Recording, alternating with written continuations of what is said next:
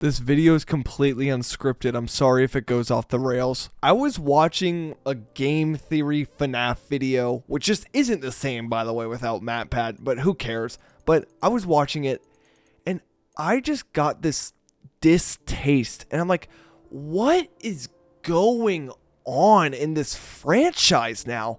It makes... I guess it makes sense, but it's stupid. We're changing so much that was never intended on the first place. I've been with this game's lore for 10 years. I've been basically with it since day one, and like now is the starting point to where like I don't like it anymore. It just doesn't make any I mean, it makes sense, but it doesn't make any sense, bro. We're like stretching it, and we're milking this cow that's drier than the Sahara. The lore was supposed to end all the way back with Fnaf 4 and Dream Theory. I know people disagree with that, but it was supposed to end with Dream Theory. There is too much evidence backing up Dream Theory that just makes so much sense and fits that entire story perfectly. Yeah, there's like a few minor scratches in that timeline or that theory, but 95% of it makes sense. And it was literally even like confirmed by Scott that he retconned it when Fnaf 6 came out. So fuck you. But with that being said, who cares? During that time when Sister Location came out and Fnaf 4 wasn't the last game in the franchise, I was still on board with the lore. And then when Fnaf 6 came out, people were kind of understanding that, yeah, he definitely didn't plan out like the lore to go on this long, so it's definitely like being made up, right? I have a little game theory myself. I think he was listening to fucking MatPat and changing it, but that's not that important. All that was important to understand is that the lore is now not what it originally was, and now is kind of being made up. But still, Ultimate Custom Night ended the entire FNAF legacy perfectly. It tied it up in this little nice bow and sent it off. And it could have ended there, and it didn't. But Ultimate Custom Night was just such a perfect way to end the game. It literally was William Afton, after doing all this shit, finally being taken down, and he is sent to hell, where he is tortured by the creatures that he created. It's literally beautiful. It is a perfect ending to the story that was all over the place, and it's so nicely tied up. And like with a little cherry on top, there are 7 nights in the main FNAF games up until Sister Location. And the first 5 nights were like the normal ones, and then the 6th night was like a little bit harder, but it was still doable. And then the 7th night was your own custom night where you can control which animatronics come out or whatever, or like their difficulty. And that literally paralleled perfectly with the FNAF games. The first 5 were like your normal FNAF games. I guess that's not 100% true with Sister Location, but like still. And then FNAF 6 was your little bit harder one. And then Ultimate Custom Night was your custom mode. It literally, it was perfect. And then eventually Help Wanted was like teased, and everyone was like, is this just like a VR version of FNAF, or is there going to be lore in it? And of course there's fucking lore in it. It's a FNAF game. The lore started to get a little messy, and it really felt like they were stretching it. And I think obviously the main example of this is Glitch Trap. Like, William Afton's conscience was transported digitally into this in-game universe game that was taking over the minds of the playtesters.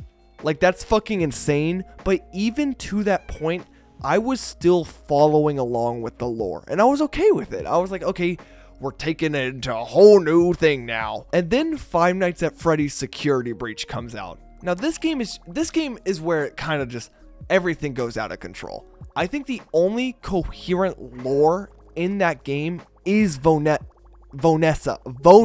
That's Vonessa.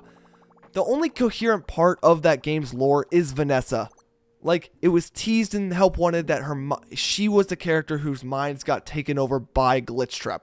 It was obviously her. And there's too many evidence being pointed at that to where it's like, it's true. Like, it's 100% basically confirmed at this point. But the rest is just a fucking shit show, dude. Like, apparently the building is its own AI or something like that. We still don't even know that, like, if Gregory, the character you play as, is a robot, or he's the crying child, or he's both. I mean, the Mega Pizzaplex was built on top of the FNAF 6 building, which was pretty cool in my opinion. But for some reason, like, all the animatronics you burnt down in that building all amalgamated into one massive blob, and it's just like this whole thing of agony or whatever, and it's just, I don't get it. I don't understand, really, because I thought you freed them. And like, see, I'm already kind of losing it at this point. I'm like, I don't really understand what's happening.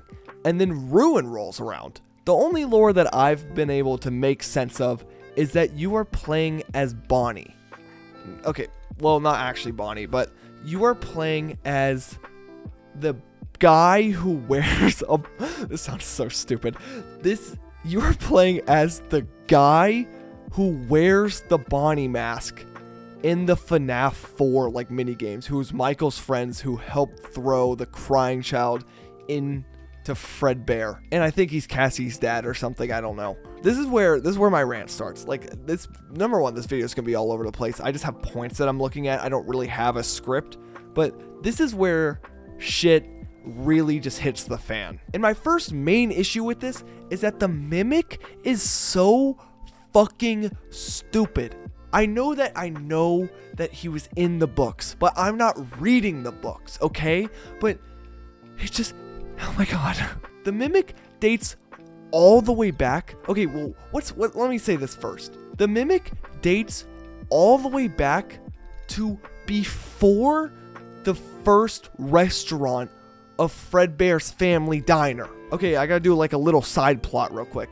It is now recently realized that there was something before the first Freddy's restaurant, which was Fredbear's Family Diner. And it was a circus. And I want to say so many things about the circus right now, but I'm going to talk about the Mimic first. So the Mimic dates all the way back to the circus, okay? And that just doesn't make any sense for the time period. The Mimic is this high-tech robot that's meant to like mimic actions and shit, and it's also believed that he was the program that like ran Glitchtrap, but that's for another day. We still don't really know that, but I think it's true. But for that time period where there were only wearable suits of like the Freddy, Bonnie, and Chica, how is this robot existing that is able to mimic other people's actions? I don't even think spring locks were invented at that point.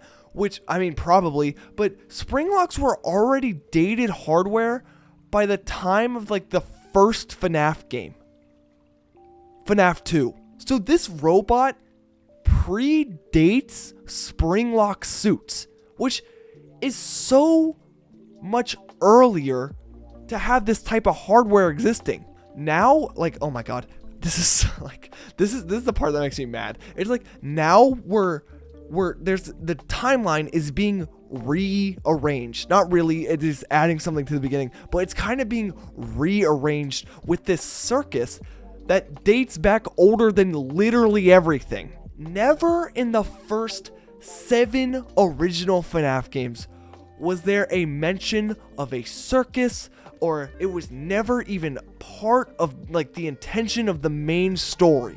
And there's art, like official art commissioned by Scott of like these old circusy suits that were supposed to be like wearable of Freddy, Bonnie, and Chica. And my question, the first thing that raises my question is, Chica wasn't a part of the main animatronics. It was like Bonnie and Freddy, and it was that's why there's Spring Bonnie, and that's why there's Fredbear. And then Chica had her own chain of restaurant, I think, called Chica's Party World.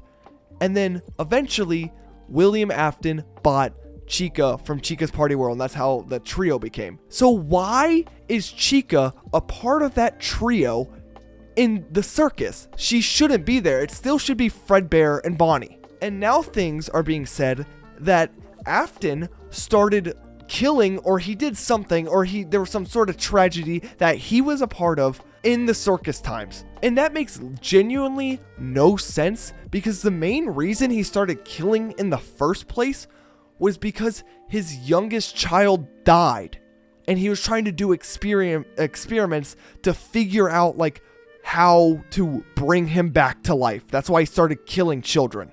There's other loopholes to this whole circus thing, because it was never intended ever. But like I can't think of other reasons right now, and I don't even want to. Now, people are pointing out that like this made sense the entire time. Like there's always been circus music in FNAF 1. Like Foxy or someone would play FNAF or circus music. There's literally a thing called Circus 1 or something like that. I don't remember. Or like Balloon Boy doesn't make any sense anywhere, but he makes sense in a circus setting. Which, yes, but there is no way in 2014 Scott was even thinking about that. Because the lore was being made up after FNAF 4. It was just being made up. So there's no way he planned for there to be a circus. Right? Dude, and now, this is the theory that made me want to like even start ranting about this. They are, oh my God. They are pointing at the Paper Pals. Here's a picture of the Paper Pals.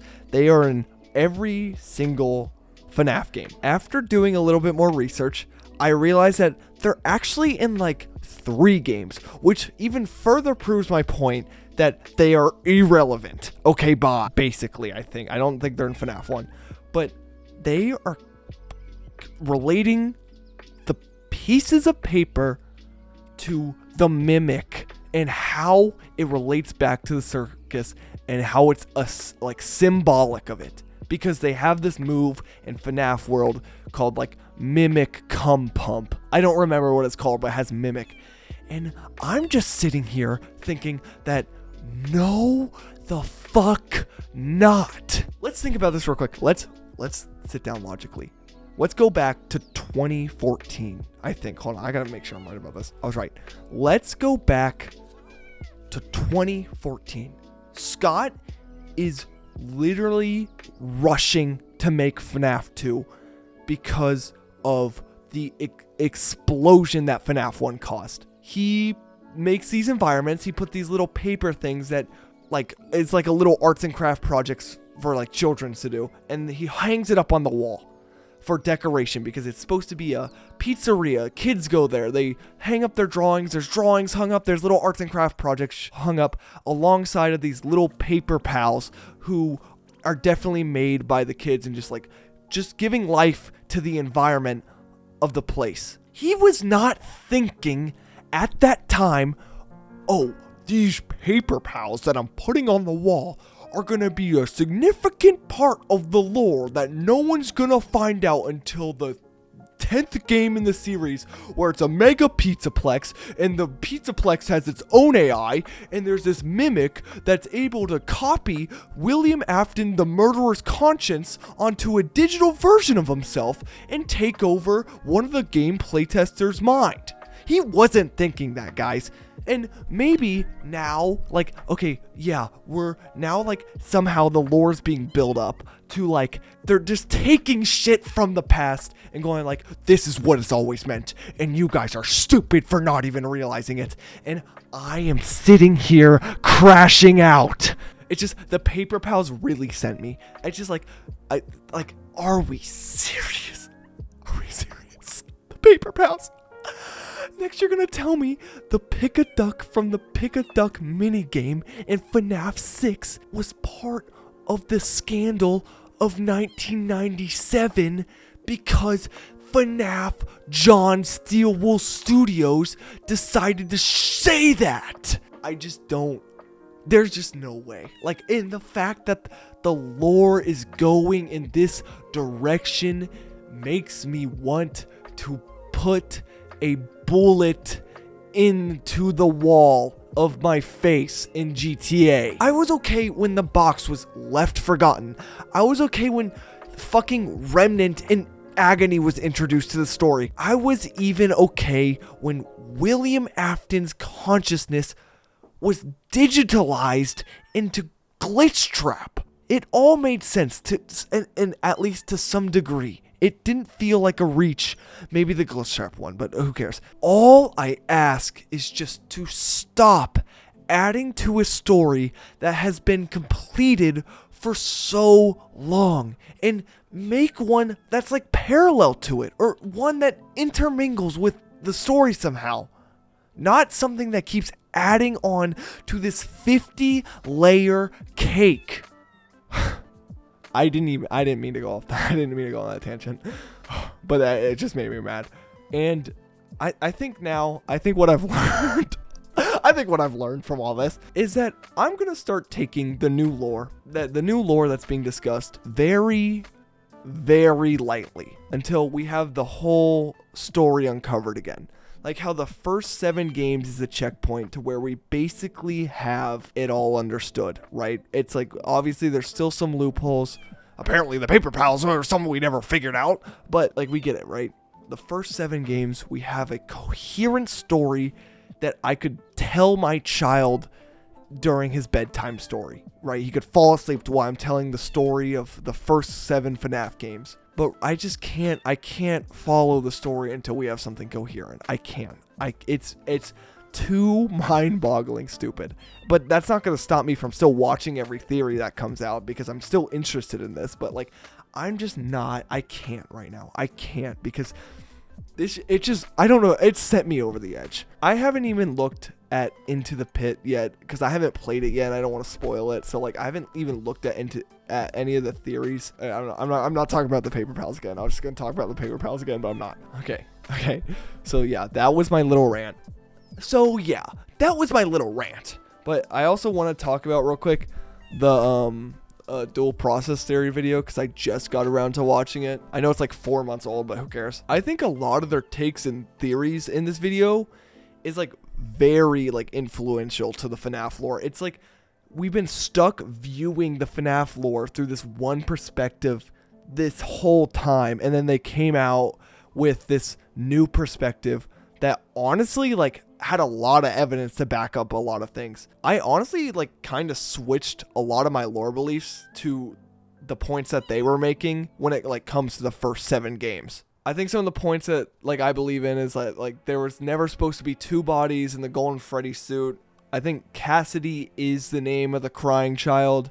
And I think Michael was assisting his father into trying to help put the crying child back together. They do make some other points that I don't really agree with, but like this is like the main one. It's like they said that Michael is the vengeful spirit, which for context, the vengeful spirit is the like one person that William Afton shouldn't have killed, or it was like the most brutal death or something like that. They said that Michael, William Afton's oldest son, is the vengeful spirit because he basically tortured Michael with the nightmare animatronics, and he also like made him assist in William's antics by tampering with the animatronics and all that stuff, and that's why he went from location to location, whatever.